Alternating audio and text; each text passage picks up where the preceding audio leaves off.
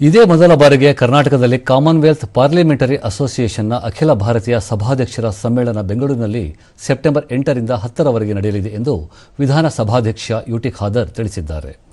ಮಂಗಳೂರಿನಲ್ಲಿ ನಿನ್ನೆ ಸುದ್ದಿಗೋಷ್ಠಿಯಲ್ಲಿ ಅವರು ಲೋಕಸಭಾ ಸ್ಪೀಕರ್ ಈ ಬಾರಿ ಕರ್ನಾಟಕಕ್ಕೆ ಈ ಅವಕಾಶ ನೀಡಿದ್ದಾರೆ.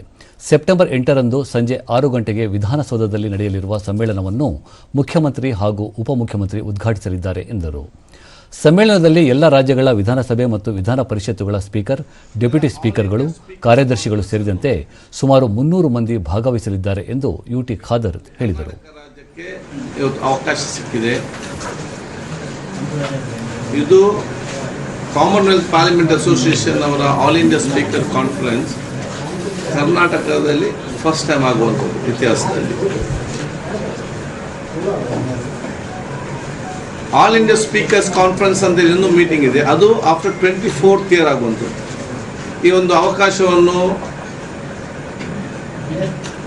ಇವತ್ತು ನಮಗೆ ಲೋಕಸಭಾ ಸ್ಪೀಕರ್ ಅವಕಾಶ ಮಾಡಿಕೊಟ್ಟಿದ್ದಾರೆ.